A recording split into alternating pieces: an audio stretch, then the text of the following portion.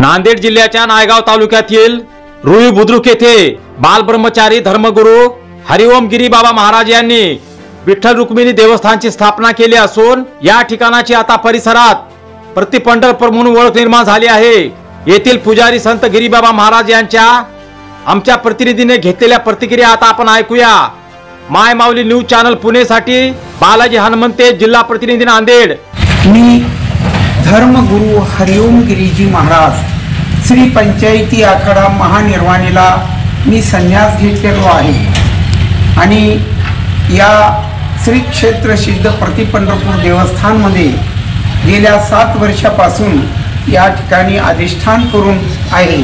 मला या ठिकाणी आतापर्यंत म्हणजे परमानंट सहकार्य कुठेच नाही, पण येणार जाणार भाविक भक्त काही दान धर्म करतात, काही मला सहकार्य करतात। त्या माध्यमातूनच या आश्रमाचं मी चलनवलन करत आहे।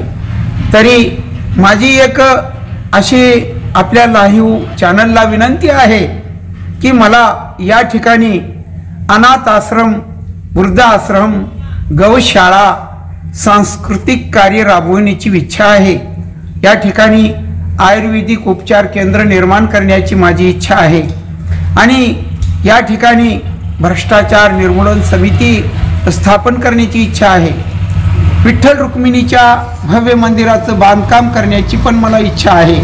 म्हणून माझी आपल्या चॅनलला विनंती आहे की आतापर्यंत मला शासनाची मदत मिळालेलीच नाही। मला आपल्या या नांदेड जिल्ह्यामधून खासदार साहेबांची मदत मिळावी, आमदारची मदत मिळावी आणि राजकीय कार्यकर्त्यांनी माझ्याकडे लक्ष देऊन या आश्रमाची आणि पूर्तता करण्याकरता मी कमी पडत आहोत।